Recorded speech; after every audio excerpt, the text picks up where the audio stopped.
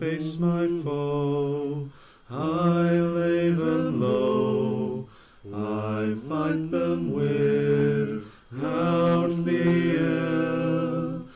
If I should fall and walk no more, I shall not shed a tear. But war is cruel, my comrades die, and I go on alone. I will not stop to ask them why, I know I can't go home. I face my foe, I lay them low, I fight them without fear.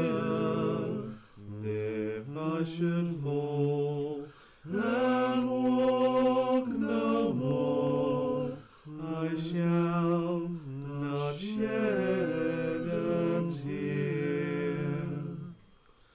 My back is broke, my armor's rent, my blood is on the field.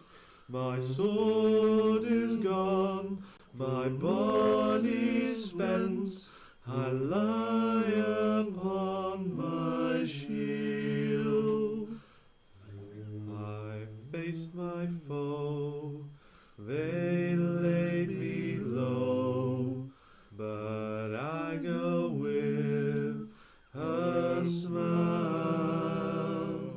The labyrinth, it calls to me. I'll wander it a while. The labyrinth.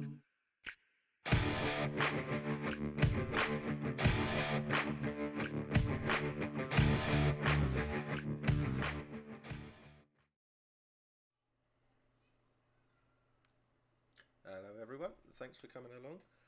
I thought I'd go back to basics, I thought, with this one. So you got me on my own for a little bit, and I thought I'd do my best just to answer some questions and just to make things sound a little bit interesting, and just to chill out a bit. Boom. How you doing? Name's Cass. Hello. How is everyone? Very quiet at the moment.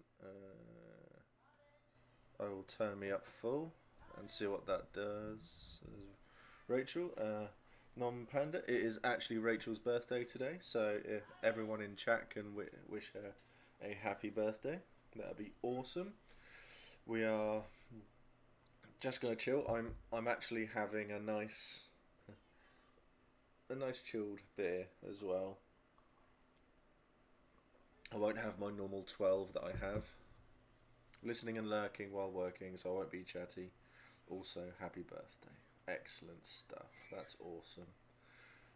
Well, so I thought I'd put this out to more experienced players in my Discord, just to see what they thought, things that we could talk about, and then all of this sort of stuff. I get notifications appear on my screen and it's telling me what's going on. It's just bloody Hat Films have done something, so really need to follow them. I don't think I've set that up on my bot Moon, so I will have to get those sorts of things sorted, and commands and stuff like that. I'm still quite new to learning a lot of stuff on this, so I've made a list of things that would be good for us to all talk about. So questions and stuff like that, if you get them, then just ask away, and we can go from there. So the Discord group that you found it on the stream, below the stream. Excellent. I forgot it is down there. So some of the things to talk about. I mean, so I will say in that Discord, it's a lot of ideas for streams, and it's for people. I like to get everybody involved if I can, and things like that. So I do apologise if my head starts to get all shiny. It is bloody hot. So yeah. So but we'll do what we can. So the first thing that's been suggested that I talk about are locations around Anvil. Anvil's huge. The actual location that we all go camping on, it is absolutely massive. So it's nice to be able to pick out places to go and have a little shifty and stuff like that. The hub, the Civil Service, the Senate, those sorts of places, they're meant to be smack bang in the middle. When you enter the field, there's a path that leads down. I apologise if you can hear that. I've got to keep my door open. It's really hot. I think my neighbours are doing stuff. I'm not too sure. But if they start drilling seriously, then I will go and close the door. Can you hear the drilling at all? I don't know if you can hear that. Just let me know. And I can go and close the door. Can't really hear it. That's okay. Cool. So, you have the hub. The best place in it. Yes, it really is. I'm missing Anvil a lot right now. I'm lucky that I can sit down and talk about it in these sorts of streams and have a chats with everybody. I will lower my camera a little bit, I think. That's better. You can see my rock. My rock. So there's a little place that's down there. So the Civil Service, the hub, places like that. That's like the central point. You go there to see a lot of, as we've been talking about the virtues and things like that. There are places there that have a lot of stuff that's going on. A lot of NPCs go there as well to start off with. They will wander through a lot of them. You get a lot of important people in there as well. So it's a good place to go if you want to be nosy and poke around and poke people and stuff like that. It's great. I only go there when I've been arrested. So you'll see trials there as well. They are quite interesting to watch too. I'm well aware I'm getting the reflection on my glasses. So you can go there if you want to watch a trial where Alfred the Red generally executes people. So that's pretty good too. It's well worth a visit if you want to get involved in anything. It is the central place, so it's great for new players to head to as well. Next on, well, that's not the only. Let's try to think other places. I'd recommend a few bars. You got Wise Guys in Dawn. You got the Nabar as well. So in Dawn, where you can't miss it. When you walk into Dawn, you have the huge, the Glory Square, or I call it something else for obvious reasons. But you have that there, and Wise Guys is sort of tucked right off the corner, the top right corner, and it's a good place to go sit down. They do some good drinks in there. They have good wine in there as well. So, Dawn, haven't seen Dawn in ages. I've been saying, I've been wondering where you had got to. I'd been worried. Excellent. Dawn is the mother here. She knows all. She really, really does. Very, very experienced. Oh dear. And she's a fantastic performer as well. I've had Dawn perform on Tentade, and she was absolutely fantastic. So that'll be on my YouTube. That'll be advertised somewhere probably. I will put a link up at some point. She is incredibly talented, and yeah, she is awesome. If you get the chance in the field to go and see her live at the theatre or something like that, 100% recommend it. Really, really worthwhile. So I recommend Wise Guys as a place to go as well. That's really, really good. It's nice and open too, and you get quite a lot of people in there. You've also, as has been said, Drisfa, the Drunken Goose in Navarre. It's at the back of the Navarre, so it's if you go up Murder Alley, the back path essentially, it's there. Just well, when you turn into the Navarre, it's on the left hand side. I think that's probably the best way to describe where it is. There's a little sign on the floor that says Drunken Goose, and it's really well lit. A lot of tea lights and stuff like that, and it's lit up. You can't really miss it. That's worth going to as well. I have only been there once, and that was in passing, and it was hot, and they gave me water. They look after people. I don't. I can't look after myself, as we are well established in these. So definitely go there too. I talk a bit more about the pubs and stuff like that too. Bradley is there 3 places in Urizen. The Secret Tea House, ran by the Enlightenment Spire. Loads of varieties of tea, ran by a crazy flamboyant night mages. Ooh, I've heard of that place, never been. Sentinel's Repose, run by Storm's End Spire. Unusual drinks and snacks, and Phoenix Reach of late night full of wine and gin, swilling sentinels, and usually loads of bards performing. I've been to Phoenix Reach later in the evening, and I have had a little bit of wine there. By a little bit, I had quite a lot, and it sort of like pushed the evening on nicely. So a lot of these places I won't know where they are specifically, because they can move around. They can be put into new locations by the camp planners. Camp planners we'll get onto as well. It's always good if you're looking for one of these places, go and ask. Get talking to people. Get talking to people. It's the best thing you can do. Dawn says, I can second Sentinel's Repose. Craig, who plays Elysian, is a magic with cake and coffee. Well, I'm sold. You have me at cake. Excellent. Yeah. So go to those places. Highguard have like a roaming bar, so it's like on a trolley which goes around. Oh, what Sentinels Repose? They do a player event sometimes. Oh, okay, I didn't know that. So that'll be worth keeping an eye out for as well. The player events are generally advertised through Facebook. So obviously, if you've seen this, it's probably through Facebook. So you won't really miss it. So that bar's quite nice as well, along with the Nabar. Next in map publications, Anvil TripAdvisor pamphlets. Funny you should mention that.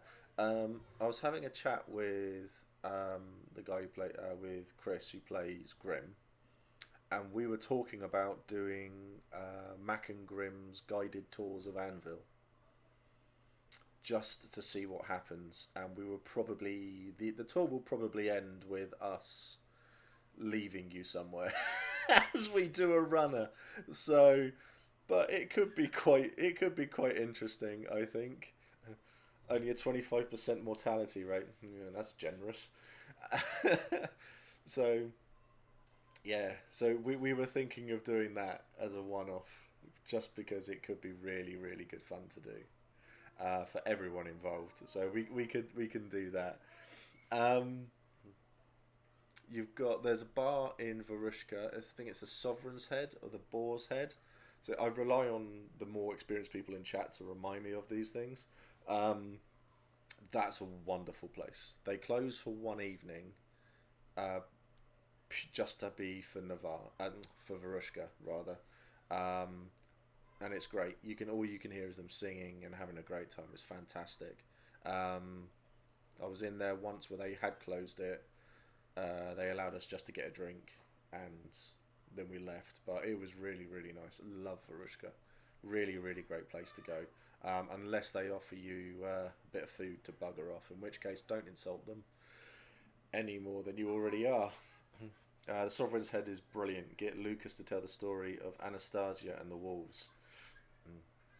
And there we go. This is all good for players to see. I don't know that story myself, so I will have to go and ask that one. There is someone there who sings the song of Chernobog.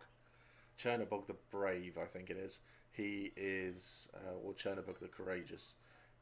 So that's a really, really good one because Chernobog was a character from the beginning. So yeah, really, really worth it. Um, High Guard just avoid because it's High Guard. No one likes High Guard. I don't really like High Guard. I don't know if Scott's in chat at all, but he'll admit it himself. No one likes High Guard. So Brass Coast. Brass Coast is a really good place because they are vibrant all over. So there is. I wouldn't have.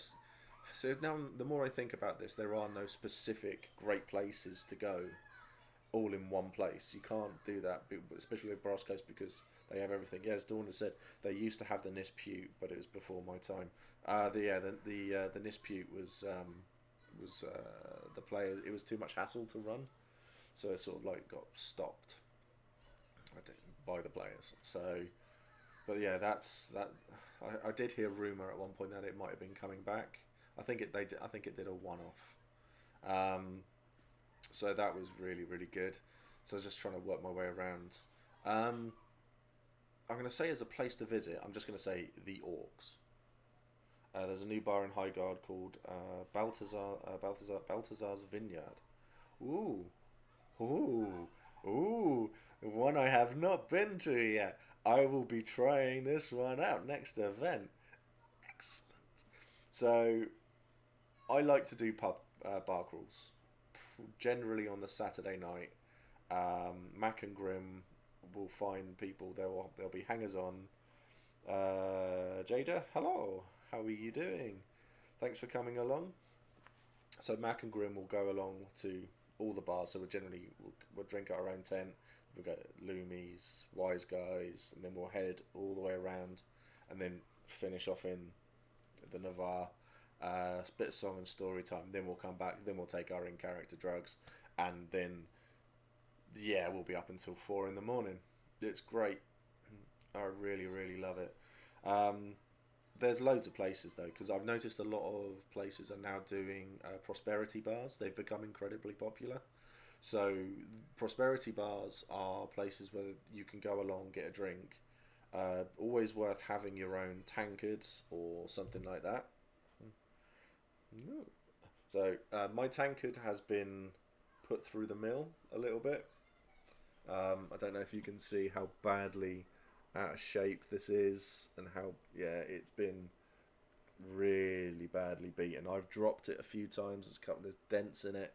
I've fallen over on it. It's the sign of a good tankard, I find. So prosperity bars are it'll be people who will just be sat outside, and there'll just be a little bar. There'll be a load of drinks, and they'll be sat there chatting away, and you can go up and they'll say, "Oh, it's prosperity prices." So with prosperity, it means that they want you to do. It's not just money. You can go, "Oh, I've got a herb for it. I'll give you a herb for it." That's like the 5th tankard. I lose tankards so much. It is like my 5th tankard. There are so many places that have probably still got my tankards. If you have, let me know. I will try to remember to come and collect them. And apologies. So you can go along and say, "Oh, can I have some of that wine, or give me an ale, or something like that?" And they'll say, "It's prosperity prices. How much do you want to pay?" So you can either go, "Oh, yeah, here's a bit of money. Here's some herbs. Here's a potion. Oh, I've got a bit of information about this that's going on over there. I'll give you that for it. I've made this necklace. Here you go. You can have that. I've got a story. You can have that. I can sing a song for you and everyone here. You can do that as well." It's very, very open, but it's got to be something prosperous. So there's lots of places like that. So I think we could just keep on going on and on and on. Something that was brought up in Dino Wiki. Hi all, hello mate, how are you doing? I hope you're doing all right on this really, really hot evening. So something that was brought up, and I think it's something that's been touched on a couple of times by a lot of people. Your character is an important person. I cannot agree more. There is no real difference between a person who has turned up to the game for the very first time and a senator, a general, maybe not the empress, but those sorts of things. Everyone is important in their own right. It's down to what you know, what you can do as well. So you can be a general. Believe me, I'm speaking from experience on this one. As a general, I knew bugger all. Good, thanks. Very hot. I'm a new player. Not been to my first event yet due to COVID. This stream is right up my street. Rude, but fair. Yeah, right up my street. Yeah, that's. I've been getting seeing a lot of it on Facebook. People saying, "Oh, first time, first time, first time." So I thought this is perfect. We've got some experienced players in chat as well. So any questions at all? You get any questions? Interrupt me. Just ask a question, and we'll deal with it. And because it's going to help you out at the end of the day. So an improbable one. I'm new too. So that's a few then. That's excellent stuff. So what nations are you three? What nations are you all going into? This would be quite interesting. Then we can have a chat about all of these nations and get some bit information for it all. Dawn. Oh, fuck's sake, Dawn. Eva, you've got a new child.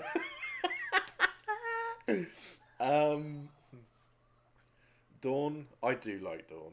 I have Dawn have grown on me massively. I think that's mainly down to I don't remember these pregnancies. I think that's mainly down to so 2 for Dawn and 1 for Wintermark. Just a gamer. Does anyone give a fuck about my backstory? Yeah, we all do. Everyone gives a fuck about a backstory. Drunken Corsair, hello. How are you? We'll go on. We'll go to backstories because I love to talk about backstories. I really do. I think since I've been doing these streams, they've become a bit of a passion for me. Dawn have really grown on me, and Sapphire Huntress, hello. Just a game of liar. No, really not. Unfortunately, we'll do backstories now instead. Backstories are great. They give you and the plot team, which we have done before. The plot team look for keywords in backstories. So if you want to get involved in anything, if you have put in your backstory and said, I used to be involved with a heretical cult, at some point, you will get heretical cult members coming to find you. Almost guaranteed. They love it. That sort of stuff drives the plot team. So backgrounds for me, you can go up to people and just say, hi, I'm new and stuff like that, and they'll guaranteed to sit you down and go, tell me about yourself. And that is where you tell them about your backstory.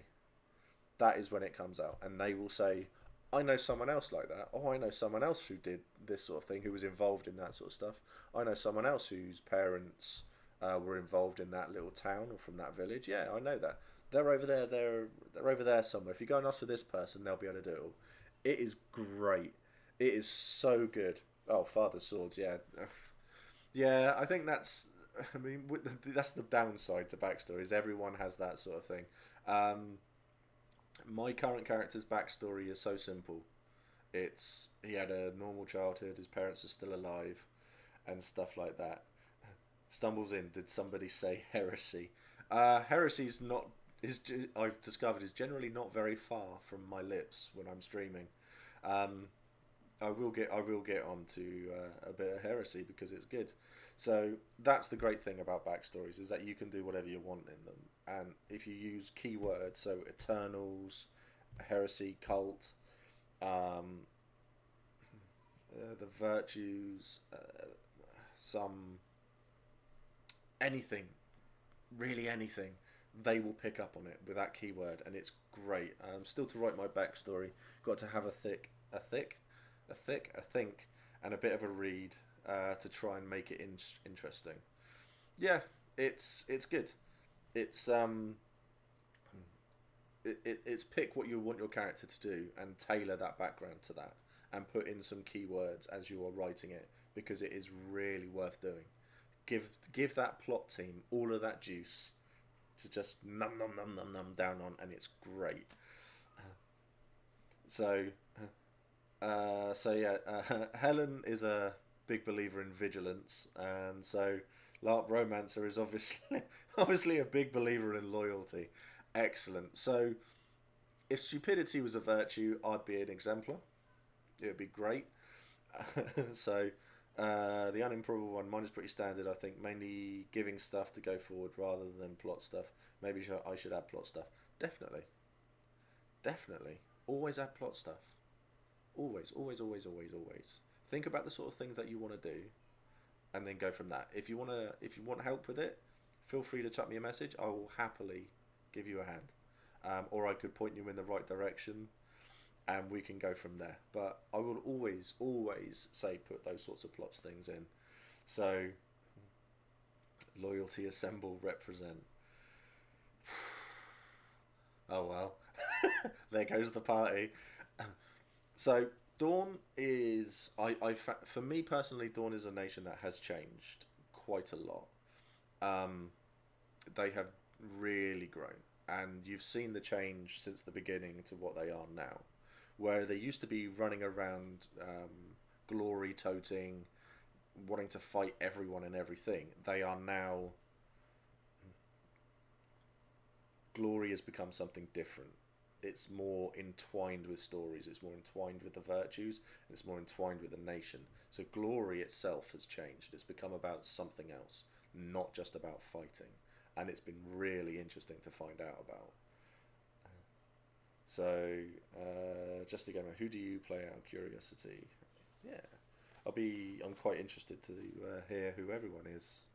It'll be Loyalty Suck-Ass Squad. See, I'm meant to be the naughty one, I thought. Oh well, never mind. So, there is a character limit on backstories, I can't remember how many, but you may need to edit or use bullet points as someone above mentioned. Yeah, you can do it in a lot of different ways. I found just answering the questions and then just putting in, it's just keywords here and there. So, but you can change your backstory, because admin will be happy to help you out in that front as well. Drunken Corsair was loyalty with a previous character, now ambition. I was courage with my previous character, and I'm now wisdom. Oh dear, sorry. When I first started reading about Empire a couple of years ago, I was instantly turned off by Dawn. But watching some videos and reading some stuff now has changed my mind. That's the great thing.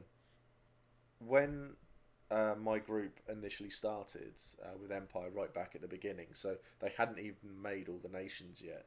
We were looking at the marches, and we then sent off our backstories to them, and they came back to us with no. Wait a week and see what nation we release next, and then have a read of them, because your story fits perfectly with them. And we were like, okay, that's fine. We were really, and then they came back with the Navarre, and we're just like, wow, yeah, that's us, down. And we created a group called the Pathfinders. The Pathfinders in Navarre are still there, but the original players are no longer, well, one of the original players is still part of the group. The rest have moved on to pastures new. They've gone Highguard Marchers, another group in Navarre, and Wintermark. So I will definitely recommend going up to them, because as a group, the Pathfinders are very, very experienced, and really, there is a lady who helps run the Pathfinders called Chrissy, and she is fantastic to talk to, and she's like your mum. She will sit you down, make sure you've had enough to eat, drink. If you need help, she will help you. She's fantastic. Absolutely fantastic for it. So it's really, really good. Even just, I'm thinking of going Vigilance or Ambition. Haven't decided yet. I need to speak to a crow about them. That's fantastic. That is a great thing to do. Do that in character. Go up and find a crow, a guide, priest, whatever you want, whoever you want to talk to, and just sit them down and go, I'm torn about this, and then they will go into it a lot. So, if you talked about a crow, then that means you're Wintermark. So, I think Human Jester, you were Wintermark, weren't you? I have to scroll back up. What am I scrolling back up for? if you're Wintermark, go and see if you can find. Oh my god, I've forgotten his name. Yeah, I'm a Sirak. Shaman. There is someone called Shaman. You can't miss him, and he will have a chat with you, and he will read your Skyne, which is the Wintermark soul, essentially. And yeah, go and talk to a priest, and they absolutely love it. So yeah, go and find him, and he will sit you down, and you'll be with him for an hour, and you'll go. I've done it once with him, and I was in his tent, and he has a little table set up, and he has a bucket, an old wooden bucket filled with water. He puts loads of grass in it, and there are rune stones at the bottom of it. I'm not going to go into a lot of what he does, but he has this mask that it's like covers this part, so it covers all the way here and stuff like that, and it covers his nostrils, and he has holes all around here, and he takes in his vape, and then he breathes out of his nose, and it comes out of the holes in his mask, and he's got his hood down. It is incredible. It's an experience and a half. So go and talk to Shaman. I'm planning on talking to the Shaman. I've heard some things. He's fantastic. He is absolutely fantastic. So I need to read. All he wants for you to do for him is tell him a story afterwards. He'll give you something to do, and then you come back to him with your stone and you tell him a story. Whereas I need to tell him a story, and then he wants to read my Skyne again because I've done too much shit, basically. So he's very thorough. He is very, very good. I've missed a lot of chat, and I do apologise for that. I'm playing Toilet in the show. More loyalty, Varushkin, please. It's unusual for a character not dedicate. Is it unusual for a character to not dedicate to one specific virtue? We touched on that on Wednesday in the virtue stream. If you buy dedication to start off with a character creation, then you can dedicate yourself. In the field, as Drunken Corsair said, no, in fact, a lot of the priests aren't dedicated to one. There we go. You can follow a virtue, but not be dedicated to it. So where Mac follows wisdom, he's not dedicated to wisdom. And I don't think there'd be a wisdom priest in Anvil who would dedicate him to wisdom either. That would be like really, really, silly, to be honest. So there's lots of stuff like that. So yeah, I'd recommend that. So with that sort of adds to the backstory thing as well. So yeah, I'm definitely pro backstory and having a good one. With a lot of keywords and stuff like that, just so you can do that, because plot is something that comes up a lot. Plot is a lot of people think that plot is something difficult to find. Excuse me. So good. So, and it sort of leads on to the point I was making. Your character is an important person. Your plot to get hold of. Oh yeah, so I've done a lot of streams talking about religion and stuff like that. So you can go and have a watch of those on my YouTube that Helen's put up there. So plot can be quite difficult to find and get involved in, but if you're asking questions, you are making your own plot as well.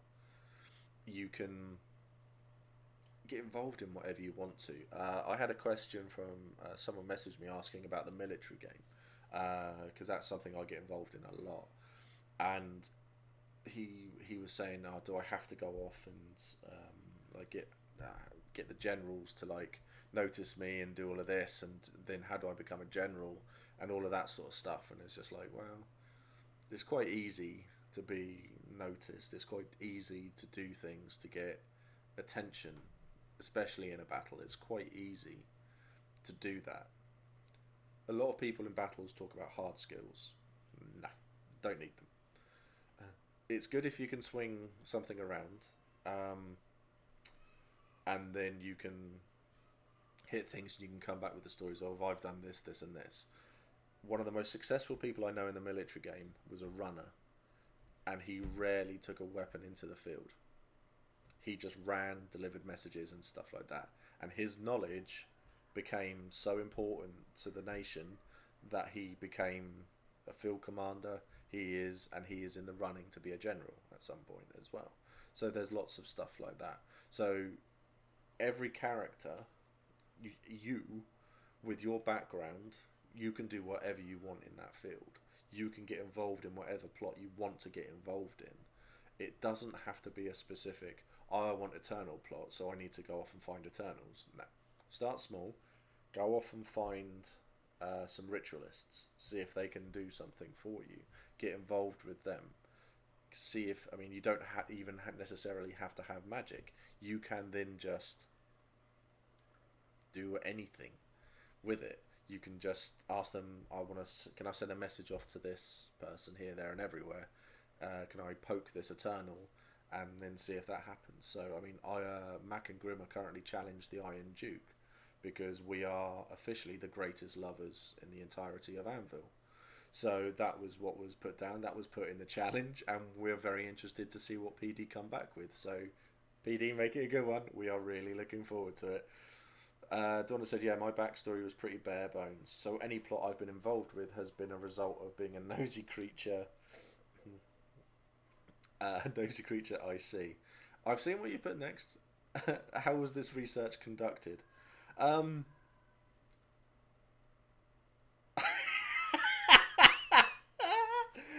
That's a tough one.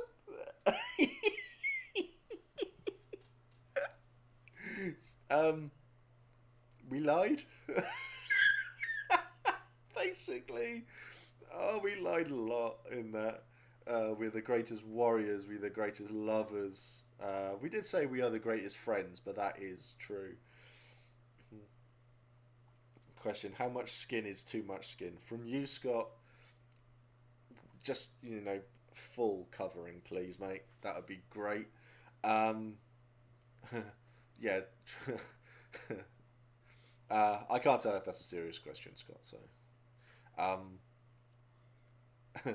I can confirm plot is easy to find if you look out for it. I read something on the Wind of War that sounds cool. Then my first event, I managed to get involved in it just by asking about it. Yeah, it's exactly. You've got the Winds of War and Winds of Fortune.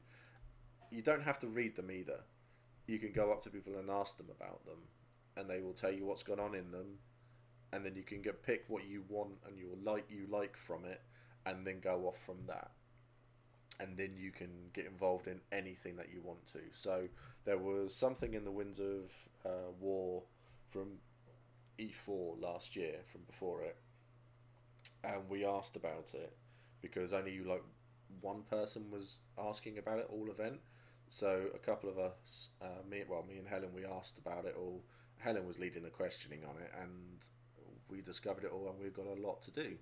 We've forgotten the majority of it because we wouldn't have been for well over a year.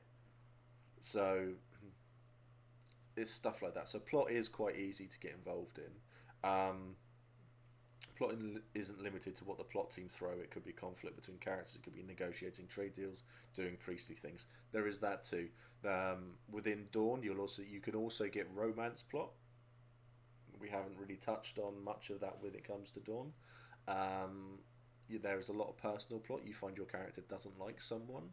That's plot as well. You get that sort of things going on there. I have created quite a lot of plot. Helen says I've forgotten all of it actually. Okay. I remember a lot of it, so that's fine. I should probably write it down. Nah. You will get... what else? There's just lots of little pieces of plot that you can get involved in, and it's anything that you have done, trading, getting a bit of money, getting a bit of anything like that. Really, it all pushes you in the right direction, and it gets you involved in anything. So I know someone who had turned up to their very, very first game, and this person had caused such a stink around Wintermark that they nearly got their entire striding wiped out. It was great. It was all because they heard some information, ran with it, delivered a huge lie that had been perpetrated by someone else, and then they just fed that off, and it nearly got a lot of people killed, and it was amazing. To try to get to the bottom of that, it was truly incredible to witness. It was so good. I do love that sort of stuff. Um, who was it who said that? Yeah, Drunken Corsair. I throw plot at people because I'm too lazy to walk. That's fun. That's amazing. My first character was a general, and instead of I remember sitting outside my tent having a beer, and I had two heralds and two foreign generals coming up to me, just to have a chat, and they were delivering all of this plot in my direction, and I was just like, oh, I'm not interested in any of this plot. So it got to the point where I created a group around me. I had like 4 or 5 people around me who would deal with a lot of stuff. And they would listen and they'd go, well, that person can deal with that, that person can deal with that, that can deal with that. And I would deal with the more hands-on stuff. So they would say, one of the things was, we are aware that a group of Navarre have been kidnapped and they are over here. And I'll be like, okay, well, I'll deal with that then. So I was talking to that person, and someone who was interested in the more political, dealing with a foreign nation part of it, would take that person, they would sit with them, and then I'd go over and deliver that plot. That plot then got spread out, and it went like wildfire. So within an hour of, say, 4 pieces of plot arriving at my feet, I was left with one piece, and the rest of it had gone. But my one piece, I then had to get a skirmish group of 30 people to go and rescue a load of Navarre. And it was really, really good. You get as many people as you can involved. There obviously are people in the field who will sit back and go, I've got this plot, I'm keeping this plot, it's my plot. Unfortunately, that is the way of things, and some people do that. You can still ask them about bits, and you can ask around them, and they will all tell you to do this, and you can try to strong arm them into getting you involved. I will heartily recommend that as well, because it's good fun. Scott said walking is overrated, definitely. So I suppose if I want to just make a little money in my first event, I'll end up finding plot before I know it. Yes. If you want money, you will find the people who are rich, and you will ask them for things to do to make some money. I could point you at people to do that, because I know at least 3 groups that are part of like the top 10 richest people in the field. So there are lots of things that you can get involved in like that, and they will ask you to do things. It's curse the plot holders, I have reasonable rates. So you can get involved in that sort of thing as well. They will say to you, I want these resources, do you think you could find out who's got them and how much they're selling them for? That's you getting involved in plot, because you can then go off and you can find that. They'll probably give you money, go off and do it. They will then give you a bit more money to keep for yourself because you've done it for them. That is part and parcel of the game. I know someone who has gone running around the field for their entire first event. They were given, I think it was 2 thrones, and they were told to just make as much money as they can. And they came back from that, and they had over 30 thrones. They made a nice bit of money, and they were looking at buying a boar seat the next event. So the boar seats are like natural resources and places like that, mines, forests, stuff like that. So they're kind of special, and every now and again you'll get something plottish that can happen to a boar seat holder as well. So, example, I knew a boar seat holder who owned a mine in Varushka, and that mine was haunted.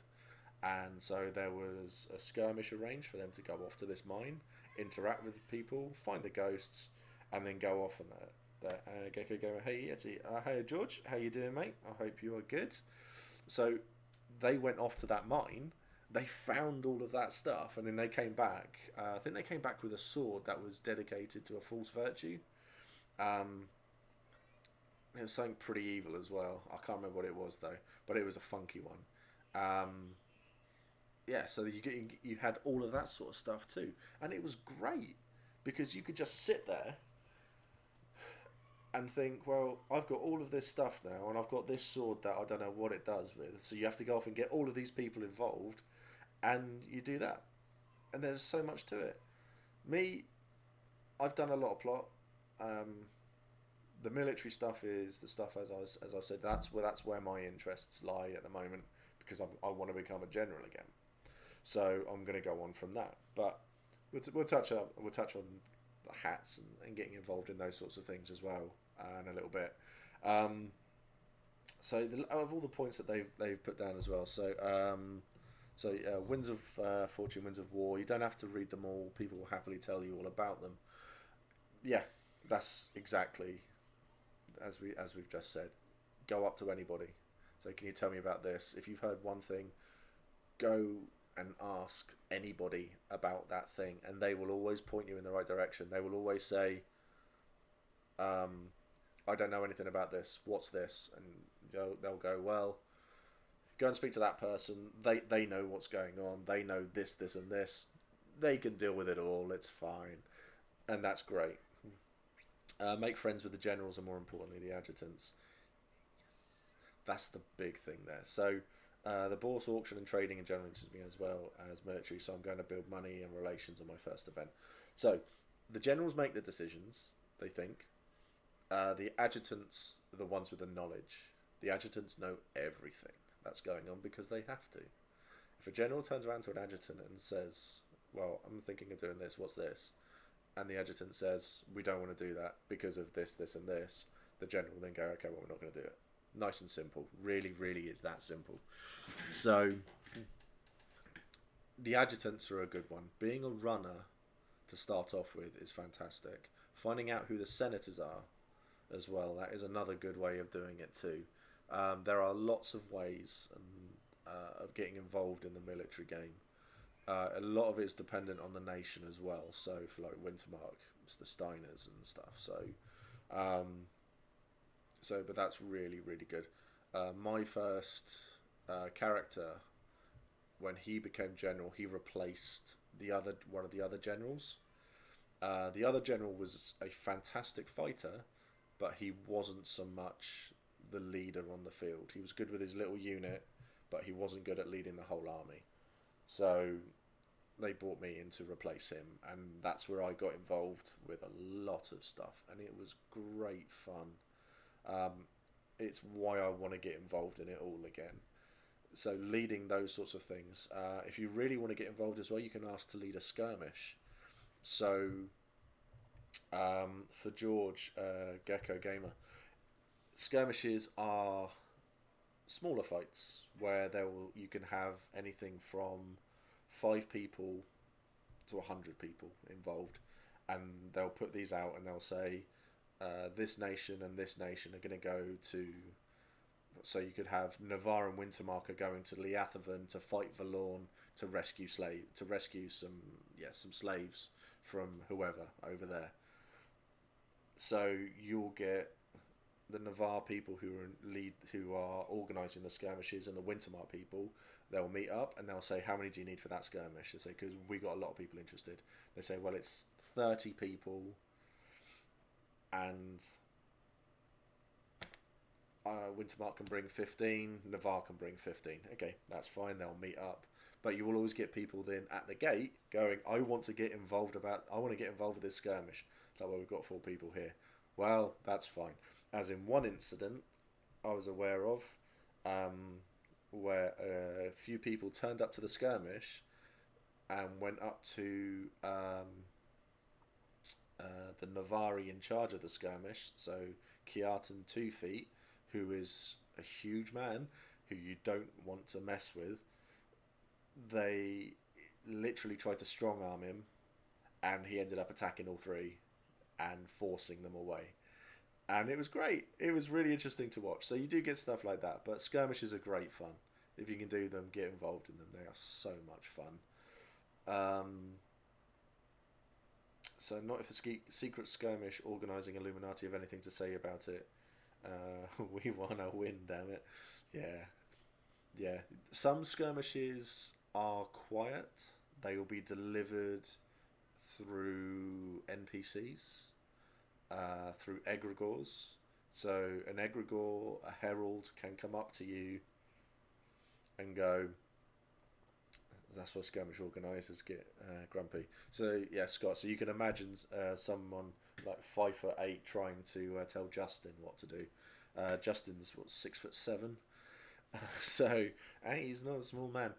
So you can get these little bits of plot that are coming on, and if an egregore knows that you are involved in this little piece of plot, looking into it, they will come up to you and go, so there's a conjunction happening at 8 o'clock tonight for 7 people to go off and do this.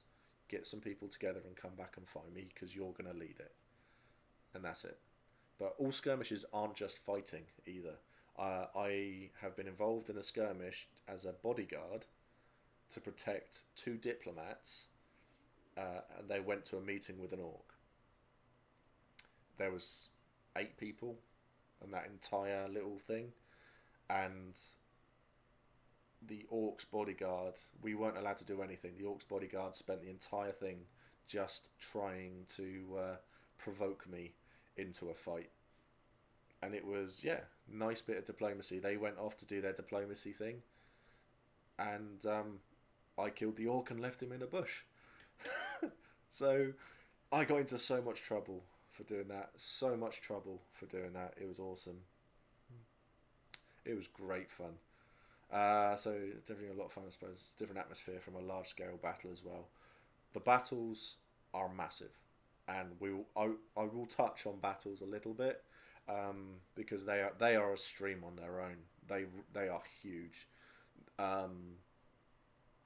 Where you've got 500 against 500 in a field, sometimes it's a little bit more. I think the most I've seen is 650 against 600, and you get them both in the field and everything like that. So yeah, Scott was involved in one of the battle chats that we've done, and you get all of that going on, and it's just, you're seeing it all, and you're in your little part of the field, and you're watching, and you're going, well, I want to go over and attack that and that, and then you see 200 orcs come walking through a copse down to the left hand side of you, and it's just like, well, I don't really want to go over there anymore, and you see them pushing around to your left, and then it's just like, okay, well, what am I going to do now? So you are thinking fast. I'm a big guy. I've got a nice big gut on me. I run constantly. Everybody runs so much when they're fighting. They have water carriers and stuff like that as well, but it's all about sensibility and stuff like that as well. One of the great things I've heard about Battles and Skirmishes is events with monsters such as the Vine Creatures. Yep, that's the Valorn a couple of years back, and some ghosts and stuff I've heard about. Yeah. So George has watched Tabletop Weekly. So Mark Humes has been talking a lot about that. You get a lot of stuff going on. A lot of stuff going on in those sorts of things, especially when you come against you get the smaller monsters. So the Valorn, I've seen the little people. You see the husks, so they're just little people with a little mask on, and they are just running. They're bolting all over the place. So that's quite a bit of fun there.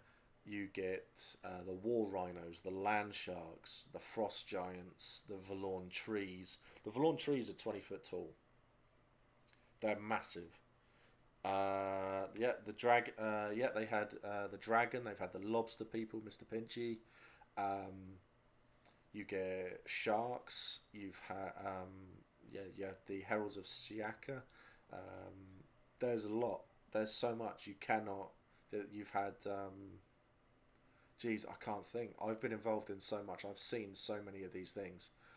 I legitimately, at the start, was on a skirmish with the Navarre, and we went in and we were looking around, and one of these 20 foot tall trees was stood leaning against a tree, and we couldn't see it. There was no ref stood near it. It was just stood there with its hands down. It looked like it just had vines down it, and it looked really, really cool. And 2 people were stood quite close to it, and it just moved, and it scared the fuck out of them. It was great to see those sorts of things. It's you do a night did a night skirmish where you had a lot of people dressed in very dark clothes. It was on the Black Plateau in Spiral, so a horrific place. Ice giants, loads of those sorts of things. You get the refs coming up to you, and they are whispering in your ears, and they go, "Everyone's going to betray you," and you're like, You just look around, it's like, what the fuck was that? And it's like, I don't like this. And you get everyone who's monstering against you, they're off in the distance. You can't see them because it's dark, and they're hissing at you. And it's just like, oh, that's bad. Oh, that's really, really bad. Then the smoke machines are going, and you can't, it's like, it's dark. Now there's smoke, and you're like, I don't like this game anymore. And you're just stood there. It's like, this is horrific. And then out of the darkness and through the smoke, so you get like 8 feet in front of you where you can sort of see, comes 30 people charging at you, and you that's when you have to react, and everyone's looking all over. No, that fight went south very, very quickly. And I don't miss ogres. Yeah, and you had a golden ogre in that one as well, and that was bad. So you finally got through to a certain point, and it's just stood there in the middle of a clearing. It's just like, no, that's bad. This is really, really bad. We're not going to do well here. We're going to be lucky to survive this one. But you get that sort of stuff, and that is what makes the fights and everything. Said night battles are bad when people go down. Yep, you can't see them. You can hear them, but you can't see them. They are good if people are sensible.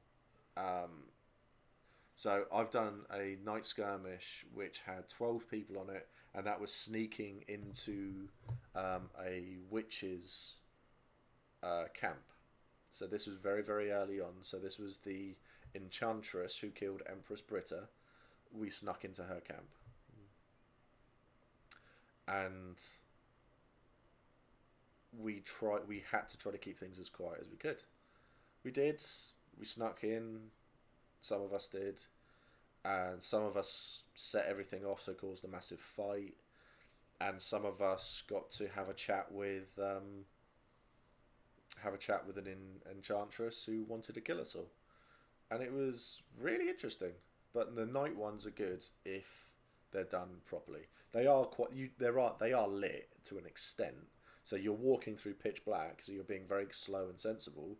But when you get to where the thing is, there'll be torches up. They'll be lit enough to have a fight in if there needs to be a fight. So James says my first skirmish was Druge and night, and I had no armor. Oof. Yeah, that's not pleasant at all. Do not miss those 25-30 hits, calling immune, battering rams. To kill a lot of these things, you just need to circle them and have everyone peg the shit out of it. It's great. Mark Hume said, can't see people when you go down. Yeah, I've been trodden on by people. But it does happen. You just have to try to be sensible. That's because your mate Dave forgot to bring a torch. Pretty much. Didn't the story begin because of Britta's assassination? Do you think that you could give a small recap of important events? There's a lot. There's so much. Britta was killed in a battle. So against this said enchantress, or witch, whatever you want to call them. But my first character was a sergeant for her, and was found by another Navarre in a cave. So there's a lot of stuff like it, but the history side of it, I don't want to go into a lot of it in a stream, because there are a lot of people in that field who love to talk about the history. There's a library. There are actual historians in that field. They are the best people to do it, and I don't want to take their game away from them. So I mean, there will be stuff I will touch on, obviously, and stuff like that. But yeah, Britta is a very sore point still. For my first character, when we finally recovered Britta's body, that was pretty good. Finding her, and she was wrapped up like a mummy, and then she was actually carried around Anvil, and people were bowing and taking a knee and stuff like that. It was amazing to see. So what I'd say there, George, is do that for the history. Find that one out in Find that one out in the field. Yeah. So as Rachel would say, giving you the nuggets, not just the full chicken. So the other one is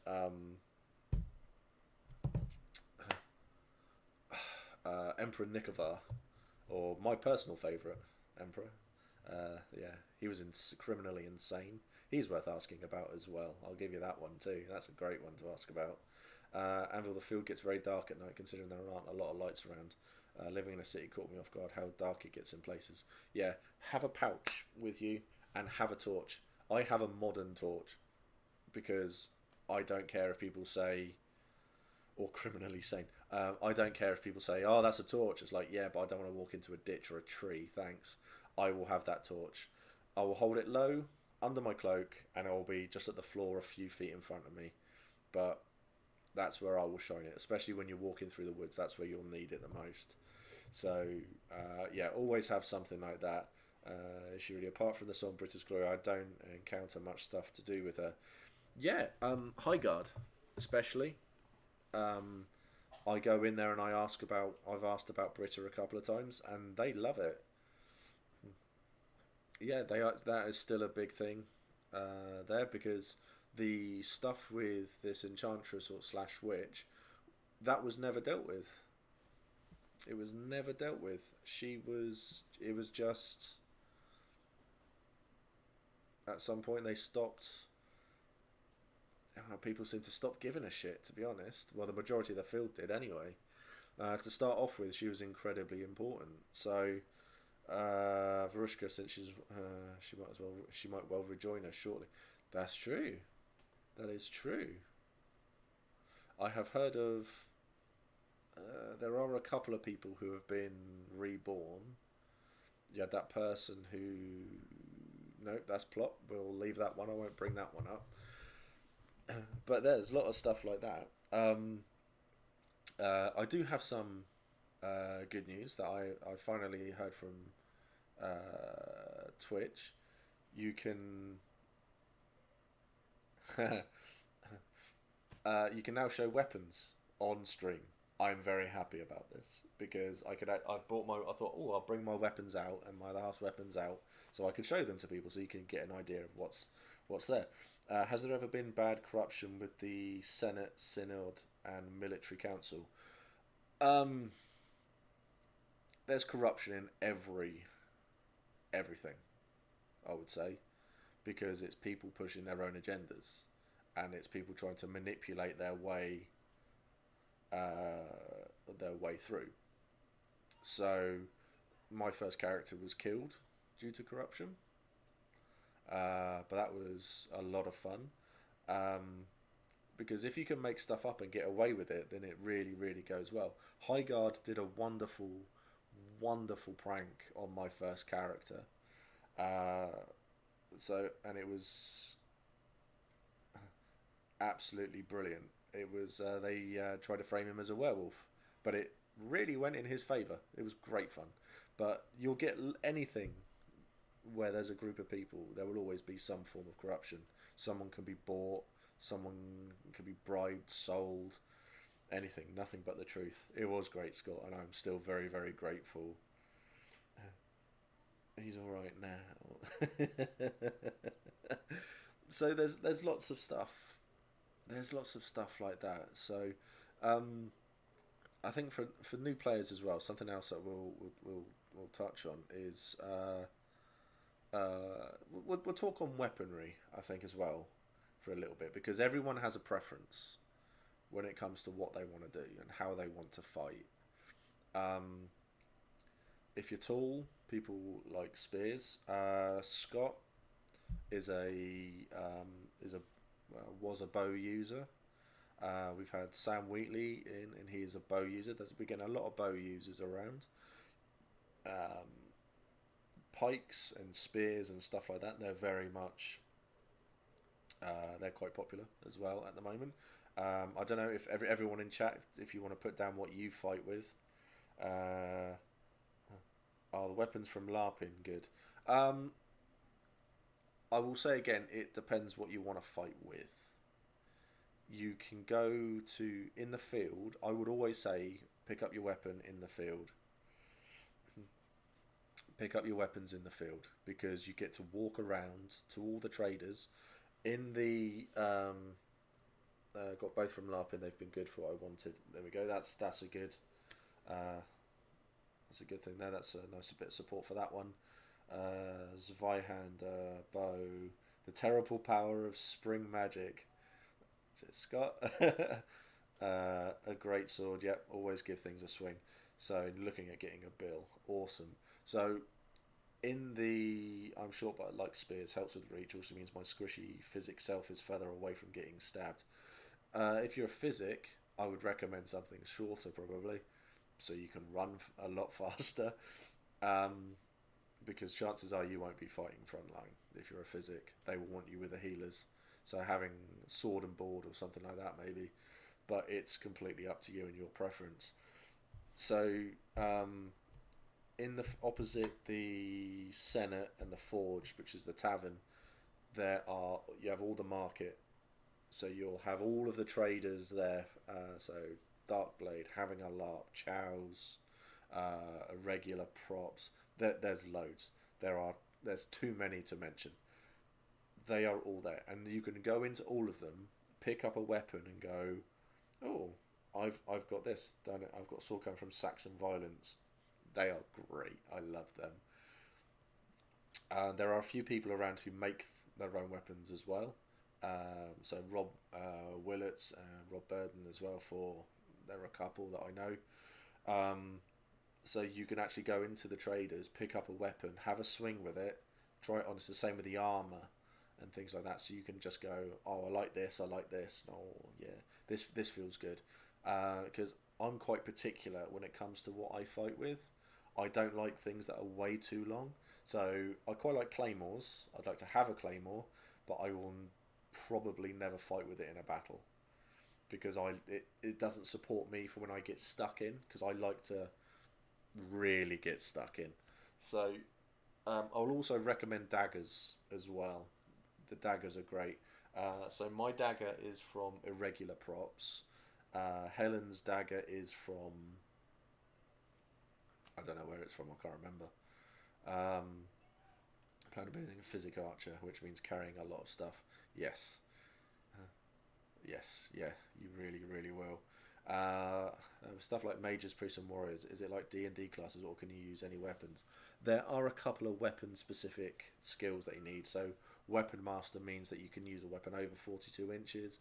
Bow means you can use a bow. Throne means you throw cordless weapons.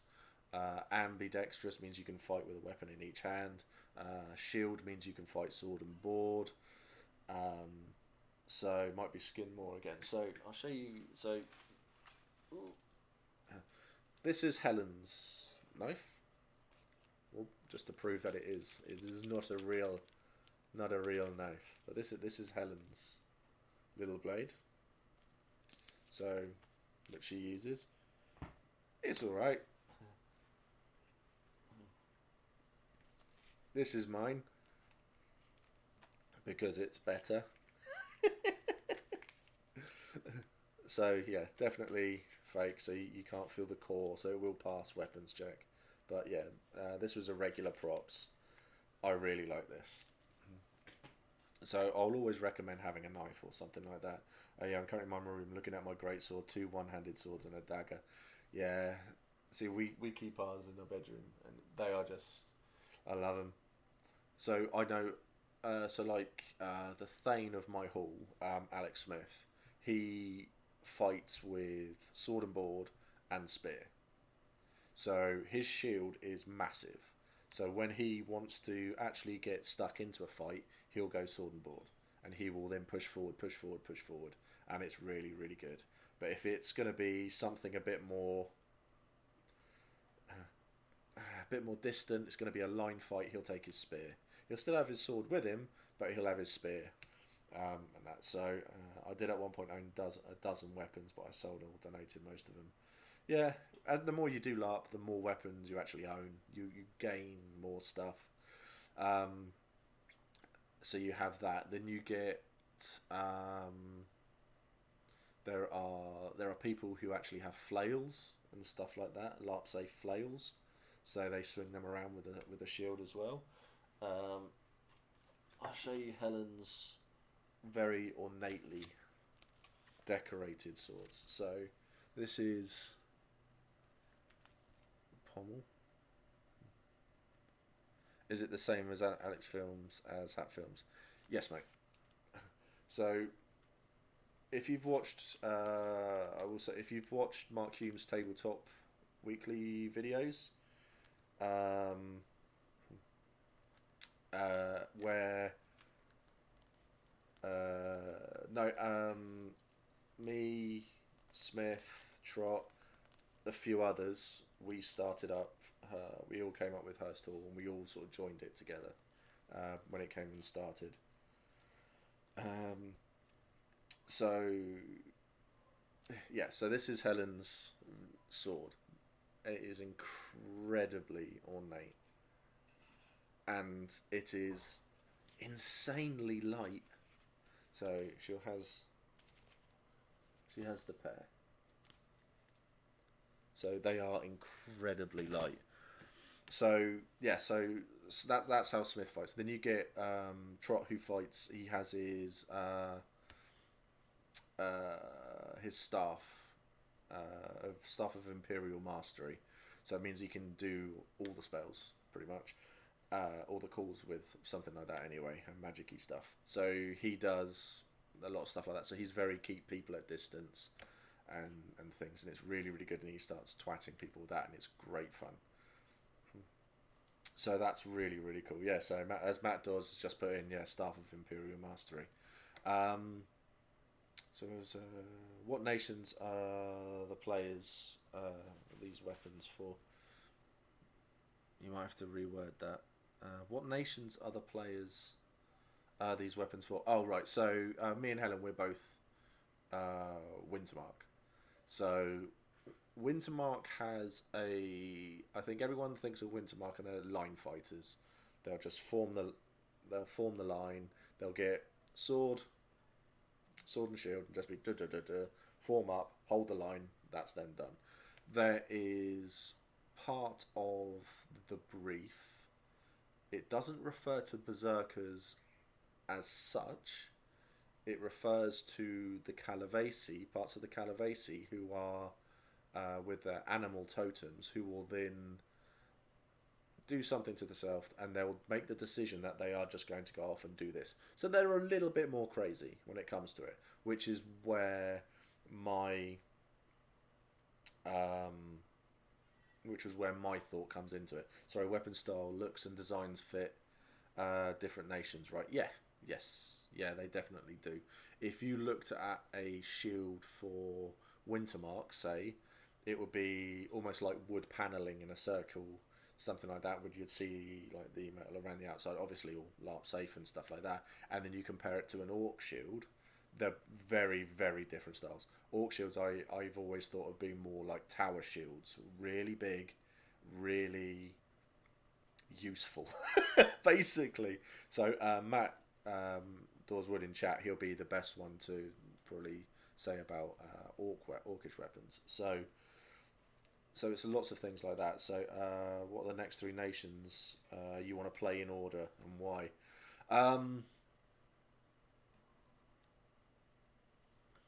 I'll have to have a think about that one. I've got a couple of nations I really want to play, so I will have a think about a third. So when it comes to that sort of fighting style of what I do within Wintermark, so I've got my wonderful mace, which is not quite 42 inches long. This is about 38. So my big hitty stick, which is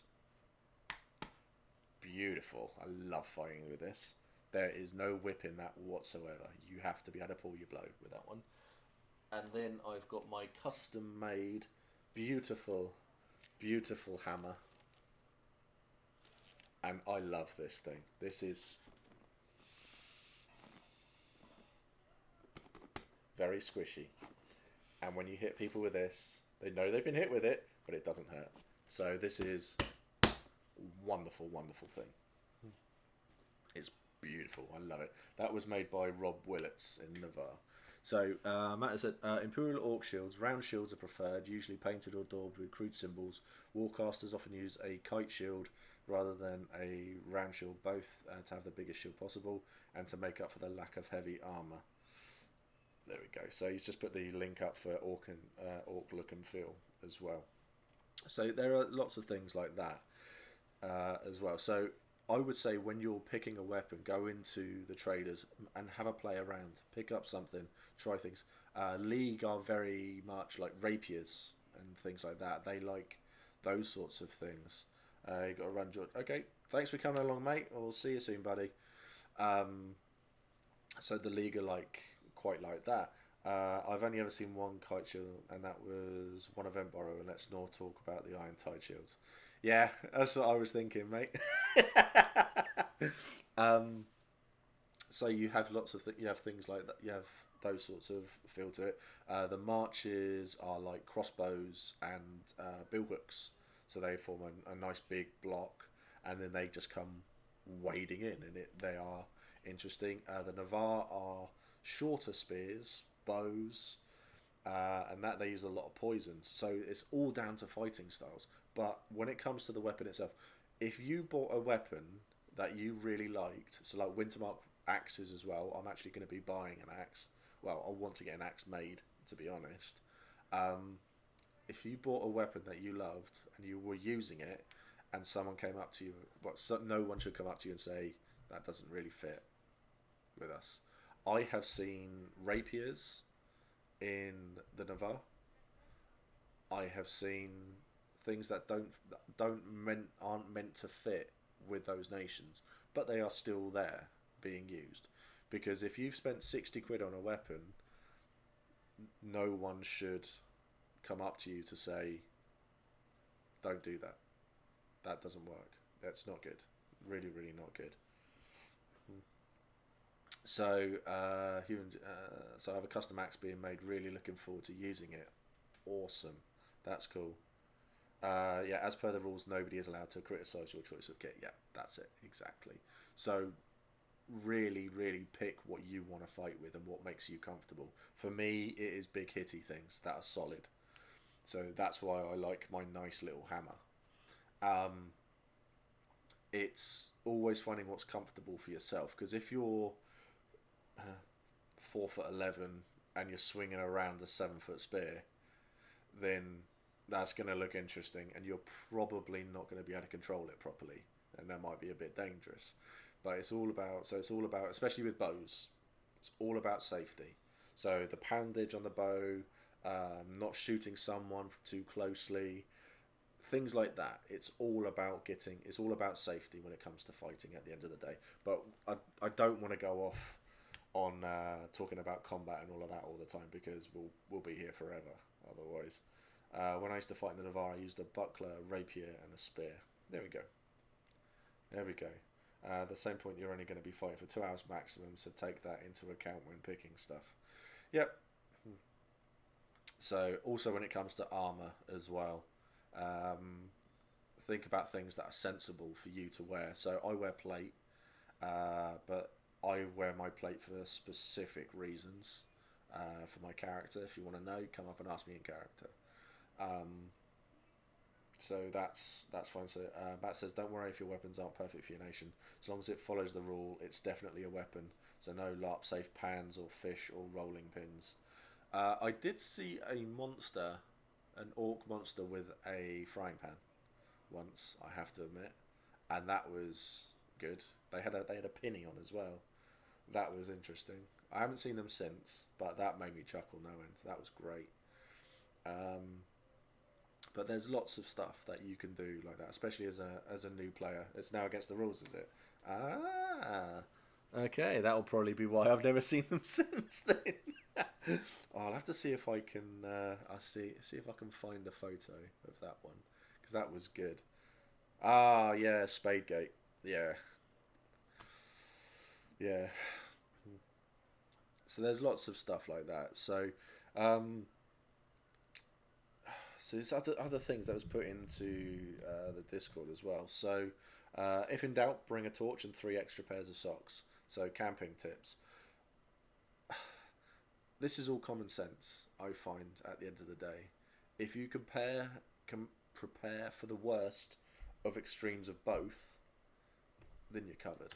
If you're going to turn up and it says it's going to be 35 degrees heat, but you've bought some stuff just in case it hits -5 and you're going to get 20 inches of rain, you're fine. That's a golden bit of advice for all LARPers. Budget your cash to your kit. If you're going to be at an event that is 48 hours long, but you're only going to be fighting for 2 of those hours, it might not be worth spending 90% of your budget on combat stuff, unless combat is all you're there for. It's a very, very good point. That is a really good point. If you spent everything on your chainmail, your braces, your greaves, your weapons and stuff like that, and then you've spent 20 quid on a tunic that doesn't do the job, a belt and some trousers, and then you find that you've gone off, slipped up, landed in 6 inches of water, and you're wearing your one pair of trousers, you're a bit boned. So also you can't use 4 swords, 2 daggers and a shield at the same time. Yep, it's that too. So I have two weapons and a knife. The knife is what I wear when I'm around, when I'm walking around Anvil. That's on me all the time. I don't actually take it into the battle with me because that's what my hammer and mace is for. I will be getting an axe as well, and the axe will be used dependent on mood and ritual before a fight as well. So there's lots of things like that, but it's all dependent on things. But yeah, one of the wetter events was 30 degrees on the Thursday. There we go. There's lots of stuff like that, so it's all about being prepared. Definitely socks. Wellies, separate socks for sleeping in. Yeah, Dawn's definitely hit the nail on the head on that one. When you get into bed, a towel, dry your feet, put on some socks, wear that to bed, because you'll feel a lot better for it. And then when you get up, change your socks, you'll feel so much better for it. You really, really will. There have been a couple of instances of trench foot at Empire because people haven't looked after themselves properly. It's quite an interesting one. I think there was one case of frostbite as well, which is another not a good thing, which actually happened to a friend of mine in Scots. So footwear is mega important. You're right. Wellies are an amazing option, and they're quite simple to make. I see. If anyone would like examples, drop me a PM and Facebook, Matt Dillswood. Wish I provided Phil with some pics. I am going to be doing a kit stream for the rest of Empire, and I'm also going to be doing a kit stream for the Orcs, so that so everybody can put ideas across and go, look at this, this is all ideas. So that will probably be perfect. PMs and going. So that will probably be a good one to get everything across, because it helps everybody at the end of the day. They are all really, really good to see and do and to have. If you can afford it, a good cloak. In the evenings, it could be 30 degrees during the day, but when you get to 10 o'clock at night, it's cold. You're going to get cold. There'll be a fire, but you'll walk away from that, you're going to get cold. So it's always worth having those sorts of things as well. A couple of layers. Put a spare blanket underneath, a space blanket underneath when you sleep. Yeah, it's all about that. What about lineages? We'll touch on, or I might not touch on lineages. It's been going for quite a while. Helen plays a lineage. So if it's about making horns, Phil HO001, that's Helen, that's my other half.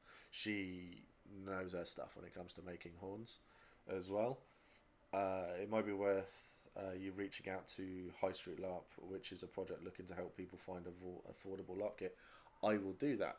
I will definitely do that. I will chuck them a message and see if they want to be involved as well. You can turn any blanket into a cloak with a kilt pin too. Definitely. It's really good. It's a simple fact. It's another layer, and you can wrap it around. You can hold it and it keeps heat in as well. 10-15 quid Welsh wool blanket, or an itchy granny blanket, and an iron pin is the cheapest cloak you can get. It will save your ass on a bad night. For an extra bonus, it's a blanket when you're in bed. I went to one event where I was meant to borrow a tent, pillows, and a sleeping bag because of the way that I was making I was literally like an extra in someone's car, so I could only take the very bare bones with me. And the person in question didn't have any of it. So I literally was at an event with nowhere to sleep, no sleeping bags, no pillows, no covers, no tents. I had nothing at all. I slept. I borrowed. I sort of slept in the corner of someone else's tent that they let me sleep in. They then I had a camping bed, and I didn't have a sleeping bag. I was borrowing like 5 spare cloaks to sleep under. So one was rolled up as a pillow. I slept on one, and the rest were on top of me. That was how I slept, and it was one of the most comfortable nights I've ever had while at Empire. It was amazing. So cloaks are a big win, definitely. A really nice gateway for roleplay, but you've got to consider penalties of trapping when it comes to those sort of things. Yeah, horns are more frustrating than painting on scales. Horns are also a bit odd when you have to walk through walk through tent doors as well. Hi everyone, hope you're all safe and well. Hi Nexus, thanks for coming on. We are doing well. I think we're all melting. My forehead is, I've noticed, has been getting shinier and shinier as the stream's going on. I am so hot, and I put my tankard and my beer in the fridge, and it's all a bit warm now. Oh dear. So yeah, the Cambion bow. Sewing your own cloak is way cheaper and very easy compared to other kit. Yeah, definitely. That's the great thing. If you ask for help on Facebook, or as I will encourage you to do, the orcs, everyone helps. Everyone helps. That is the great thing about this hobby. You ask for help, you'll get it.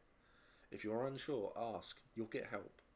This is one of the reasons why I love to do this, and I love to help. So I spent a lot of time trying to figure out Naga prosthetics. I know people. It's put stockings over, and then they paint over them, so it gives a nice effect. Pop, I'm a bit late. Hey, hello.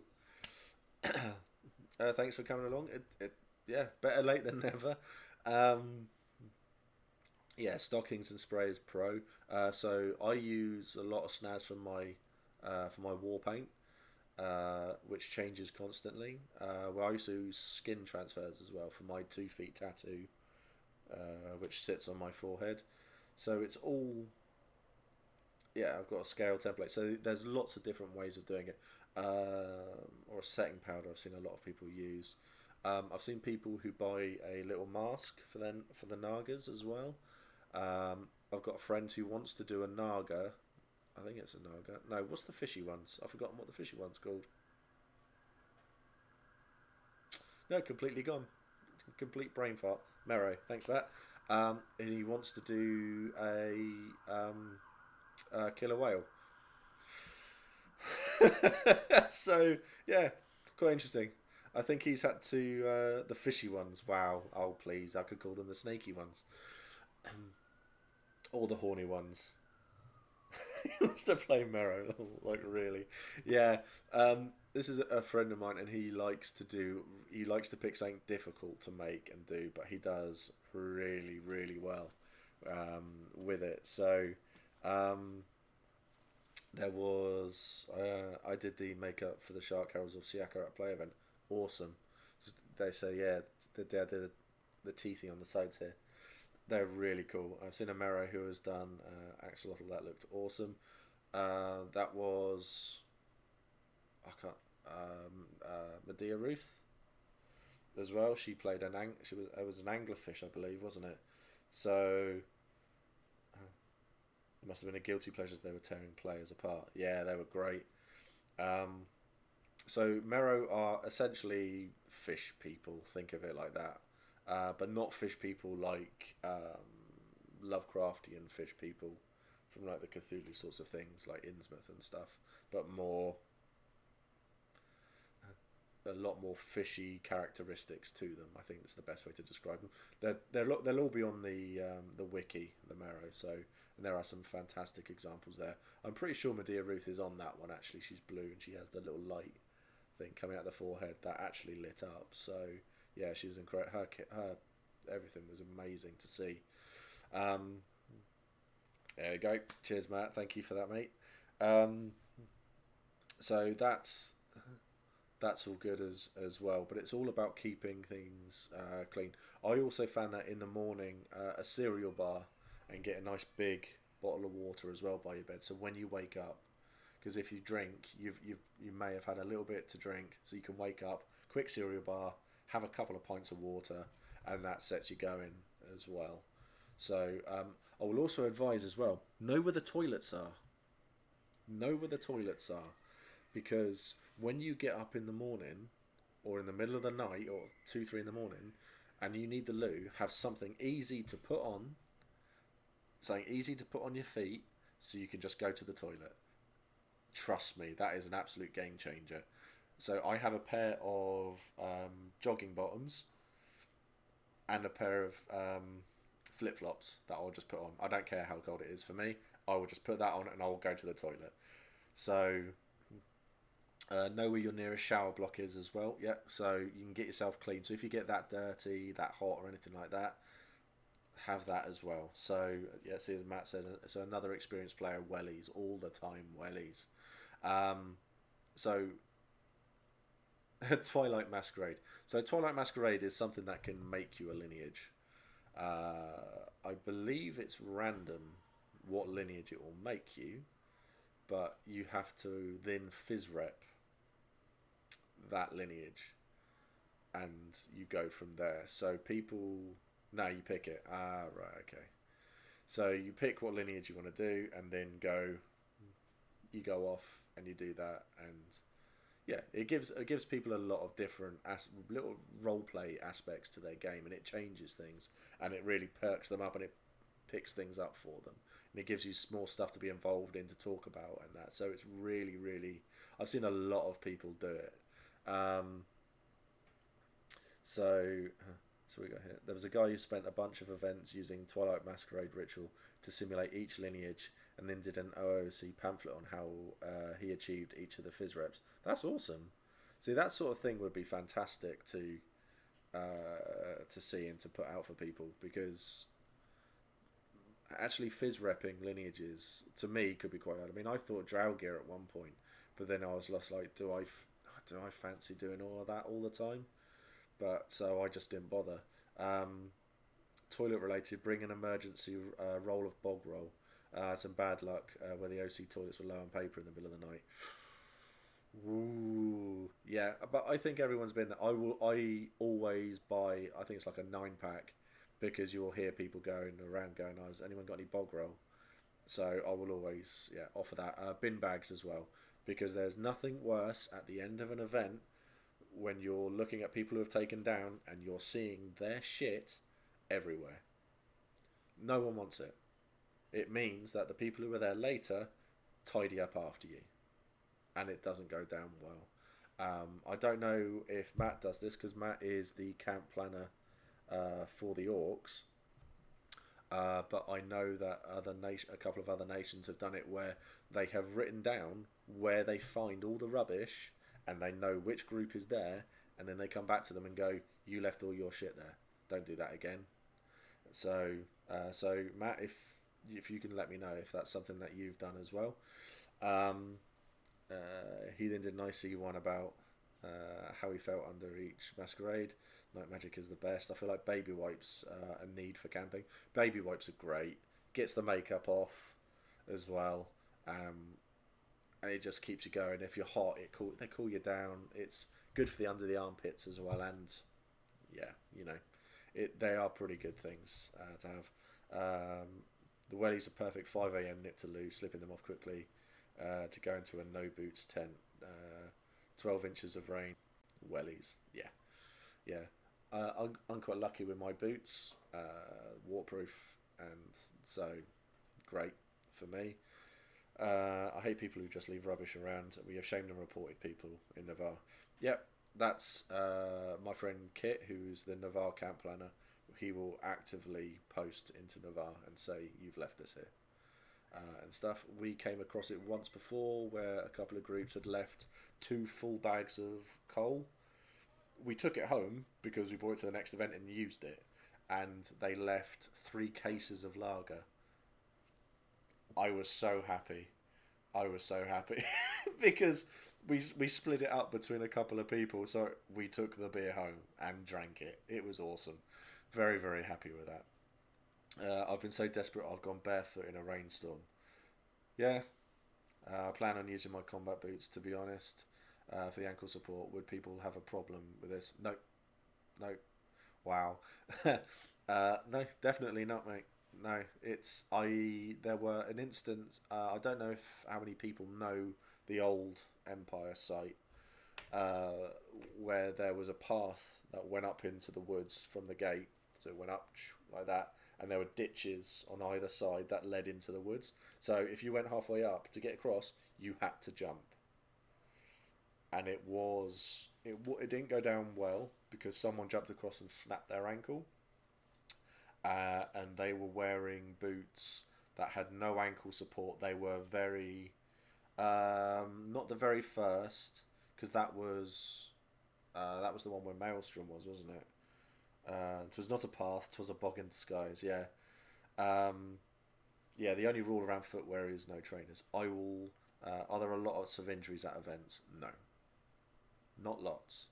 You get, the second. So anything ankle support is fantastic. I will only ever wear things that offer plenty of ankle support because I've seen a couple of people break ankles, like jumping a ditch, being a little bit not sensible enough, essentially. You don't get injuries. It's like any combat, any physical sport, essentially. You can get something go wrong. I've been sunburned. I had a young lady while I was monstering turn around and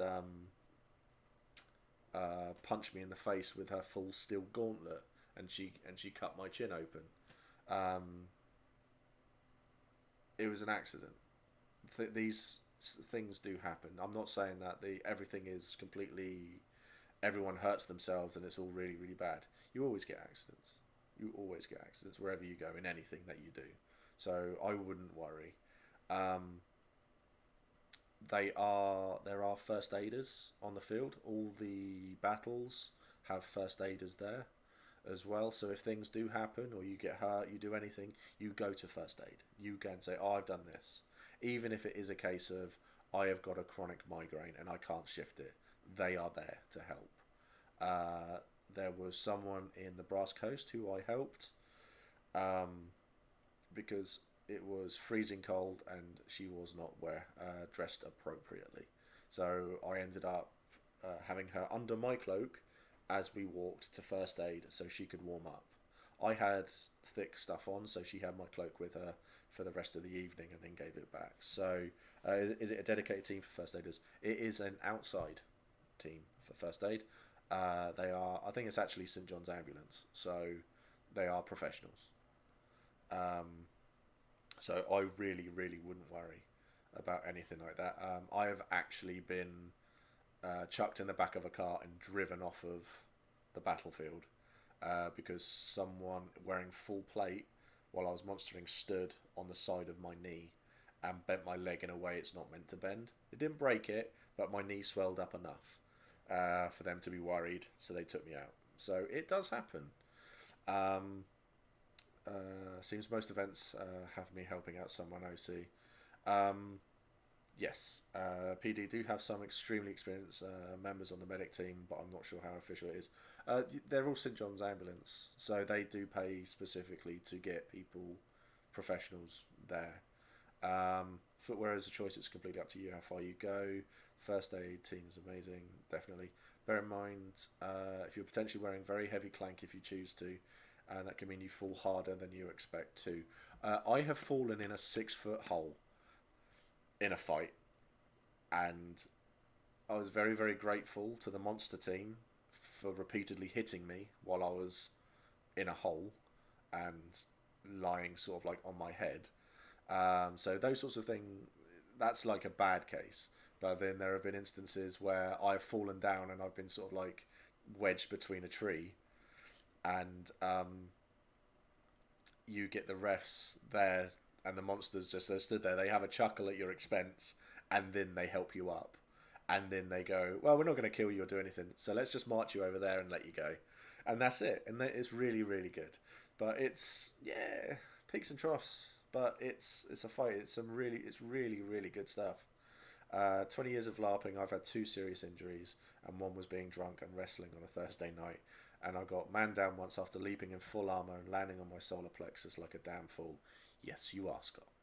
There have been some people whose day jobs are full-time paramedic, but I'm not sure how public that is. 6-foot hole, oh lord. It got filled in the end. It turns out we were fighting too far off to the side, so we had gone past where the refs had said don't go over there. But when you're fighting, you sort of get a bit carried away and go off a bit too much. I'd say that most accidents or injuries are players making bad choices. I don't think LARP is necessarily a dangerous hobby. No, I do agree. I don't think it's a dangerous hobby, but it is a physical hobby. So accidents do happen like they can in anything. I've only had one real LARP injury, and that happened during my in-armour warm-up 20 minutes before the event started. So it always can happen. I have been pod-shotted with an arrow 3 times in 10 minutes. Yeah, I wasn't running for the rest of that battle, let's put it that way. I was in agony. So that was pretty bad. But it was pretty bad. But that was just accidents. As I say, it's just an accident. My worst was a giant bruise across my leg from a tournament fight. Yeah, it happens. I had someone break a claymore, the carbon fibre core, over the top of my head. Holy shit, that hurt. You've been knocked out by an arrow. It's a physical hobby. Oh god, knocked out by an arrow. That's a good one. I literally was standing up as they were coming down, and I think they must have been aiming for my shoulder or something, but I stood up into it and their sword just wrapped around my head and I had a nice cut. And you know what head wounds are like, they just bleed. So I was just like, oh shit. And I was dazed. So a bit of concussion, it was great. Didn't realise until after the event on the car home. Oh, so only a nice split second till I asked the question again. Next 3 characters and what nations? Right. I want to go to League to do one. There was a concept for like a group concept that I'd come up with, but that was one. So the League, I've definitely got one. I would like to go to Dawn as well. These are in no specific order, I will say, because I'm going to leave the one I would like to do the most to last. But the other 2, they're sort of like, yeah, they're there. Dawn, I would like to do, and I would like to play like the bodyguard type there. So you're literally like like a whole like the whole specific. So it's like, oh, someone's challenged this, or it's like, well, yeah, we're just going to send him. Yeah, man at arms style, that sort of thing. So it was actually.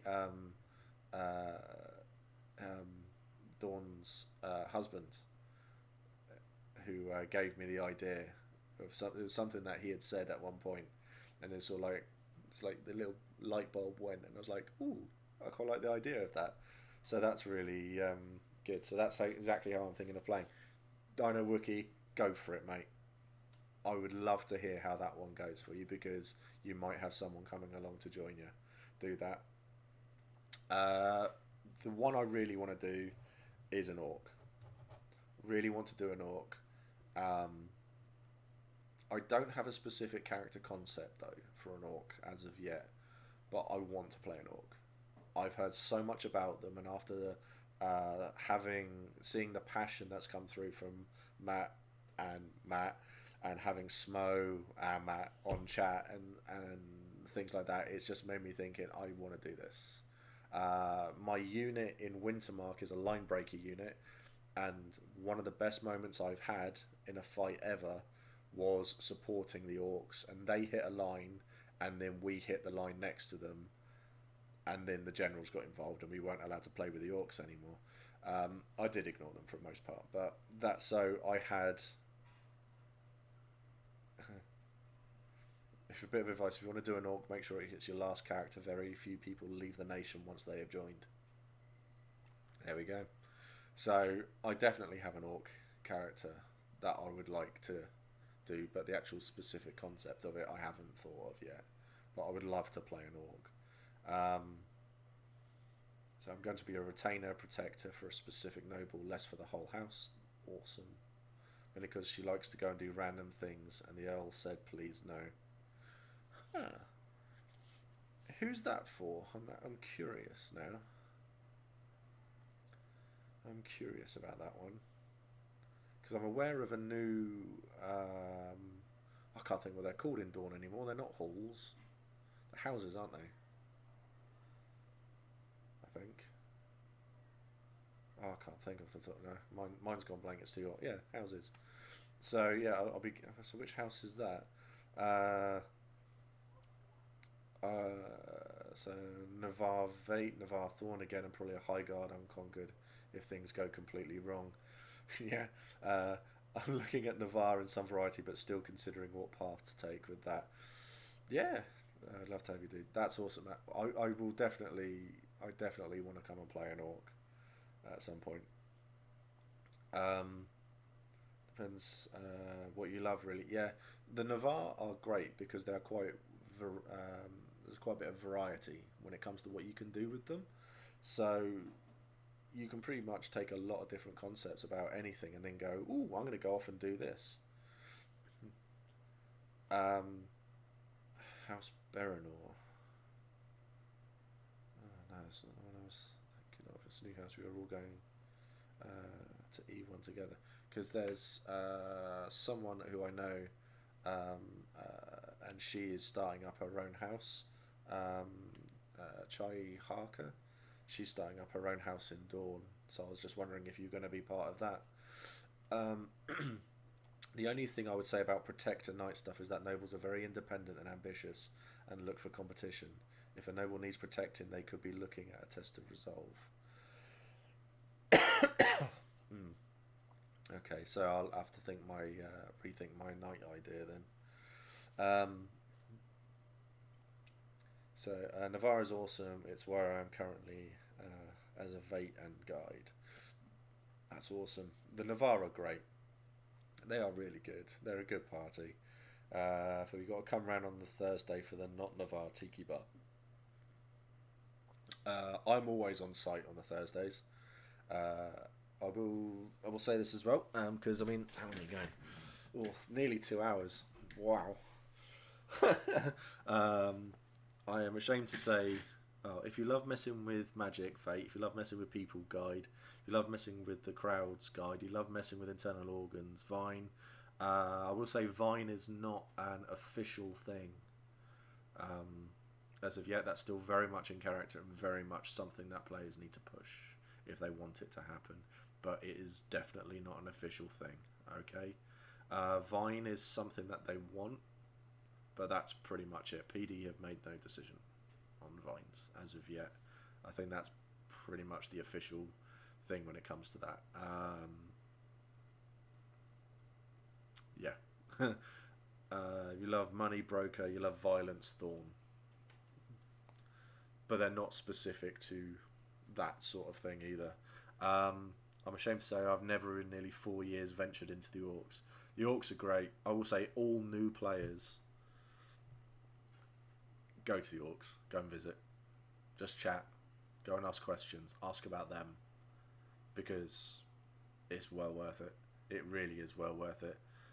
Thursday is the best time for this. We specifically open up the camp so people can come in, see the camp and chat with us before the game happens, and people have IC to get in the way. Yeah, I will have to do that. I will have to do that at some point. I expect Vine will not happen without a big sacrifice. PD love that sort of stuff. They really do. If you want something big to happen in game, you're going to pay big for it. I heard about the vines and the guide path, and that piqued my interest. Something to read more into it. Guides are great. They really are. You get a lot of people coming to you for advice. Ask them why they are actually corrupted human souls. Well, yeah, do that in character. Just let me send an artist so that they can get the etchings as that argument's happening. So so that's a lot of stuff that we've covered. I think this has gone really well. We've had a lot of interaction. I'm really, really pleased. I'm going to put this up on YouTube. I'm going to bring this to an end in a minute. Artist here, yep. I believe, Nexus illustrations as well. So it's all exciting fun. Thanks for doing these. This has been great. What I will say is I was having a chat with someone in the Navarre, and I've been having chats with PD as well about something that I want to do. It's an idea that all came to me through doing all of this. I did a giveaway for new players already, and someone's won a nice gift set from Darkblade. I've sort of moved away from doing it because I was doing more specific Empire things, but I want to get back into doing this sort of stuff again. My name must slightly give it away. She has been so helpful. Good. There was an idea that I had about getting a channel tent, bell tent, 3 meter, 4 meter, 5 meter, don't know.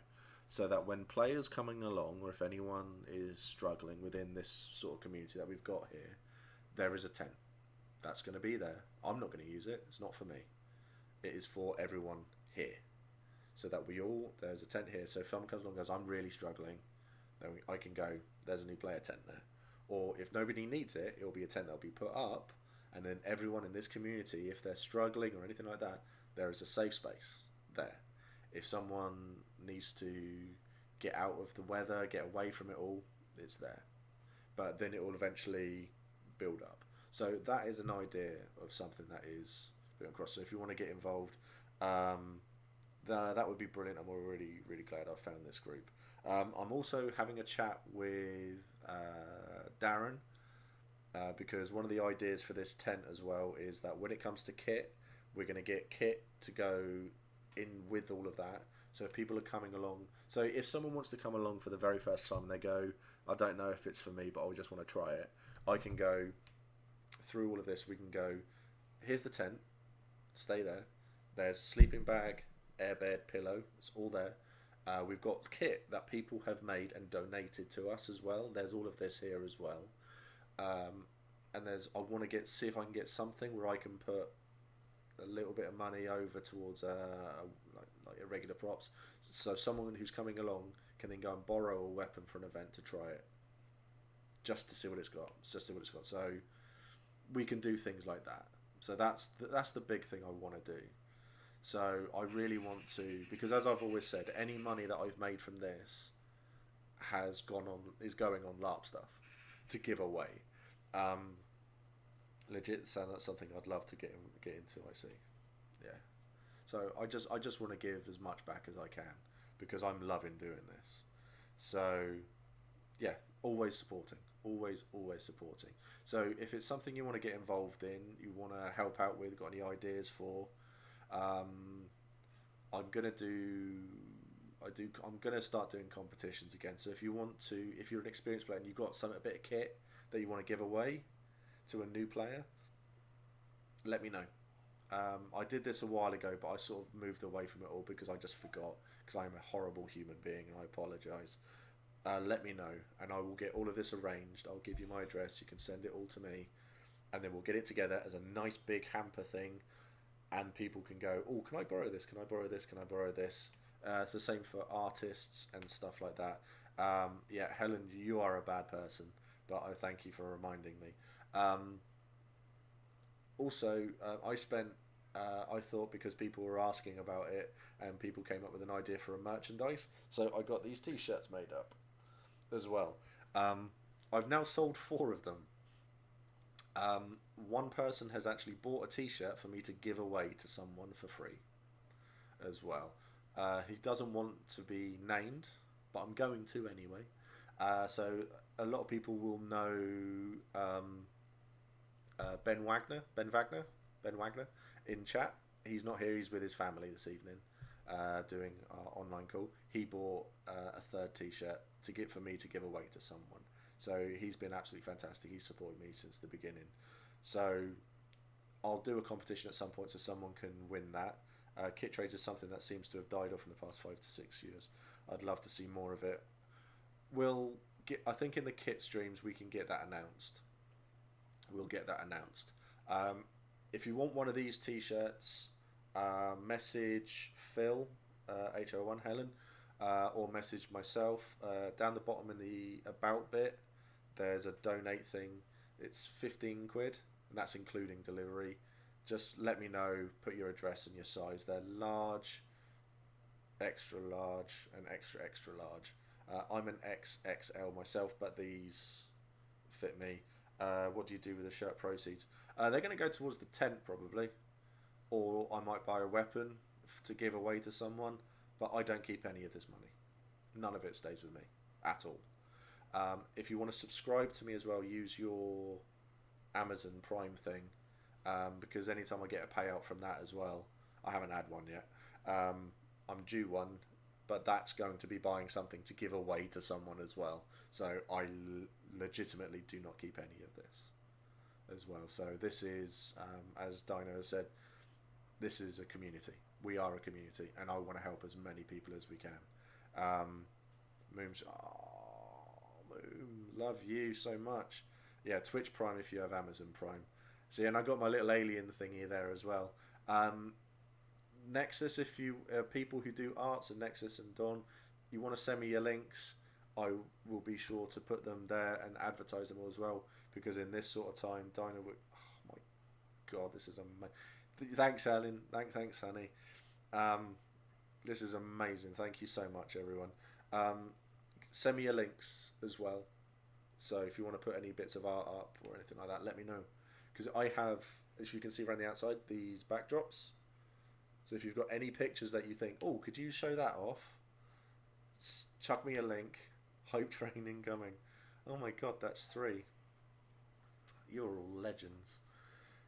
Hype. So if you've got, yes, so that's Dawn's one there as well. So follow that as well. So Nexus, if you want to do your, if you've got a link or something, put that up too. That's awesome. We will get, if people want me to put any artwork up or anything like that, chuck it over and we'll do it, and we'll get it as a backdrop here as well, and then we can have everything there. If you want a t-shirt, there's a donate thing, 15 quid. Just let me know, t-shirt, size, address, and I'll get that sent off to you as well. I did consider putting in a little rude note from Mac in it as well at one point, but I thought, yeah, that could be a laugh too. Who knows? If you do that, I might send you a little in-character note as well. Just for a giggle, for shits and giggles. So, Monday, I've got the Larp Noobs podcast people. So Dave and Ian are coming on. Might just be Dave. We might have Ian. We don't know. But they're coming on Monday to have a chat. Wednesday, haven't decided yet. I might do a kit stream. And then next Friday will be something laid back and chilled like this.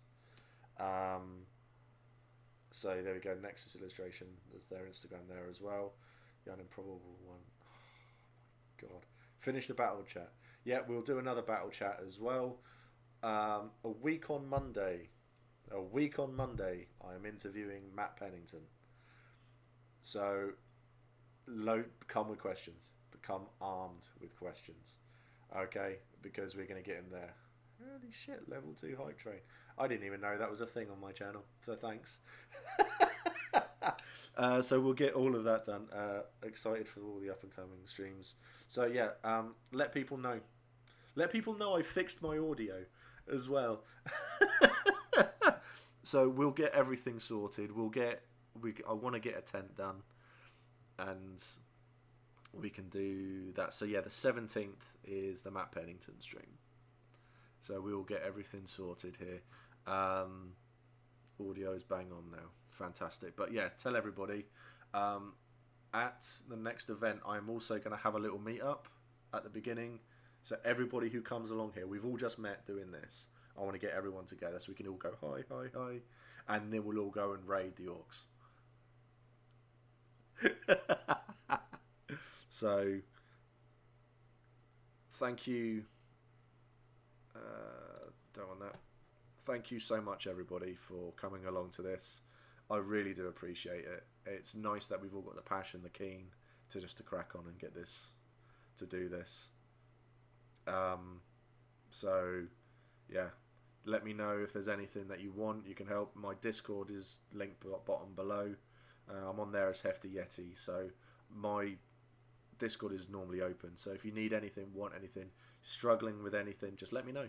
I will happily help out in any way that I can. Okay? If you want, we'd be more than willing to provide a venue, although the Orcs camp never looks great, even because winter is harsh, especially 2 years of neglect. I haven't decided yet, to be honest, Matt. I think, to be honest, it will be outside, down by Hurst Hall, because it's going to be quite open, near the toilets as well. But I think having something there and then moving off into the Orcs to come and meet people, it'll be great. It's all fun when my darling wife isn't drowning you out with a sewing machine. Good. So, once again, thank you everyone for coming along to watch. Thank you for chatting. Thank you for subscribing, doing all of that. This is amazing. And this just proves Larpers, great community. And I will see you all on Monday. So we'll see you all then. Take care. Ask questions. Join the Discord. Come and have a chat. It'll be great. Thanks everyone. You take care. Have a good evening. Look after yourselves. Stay safe.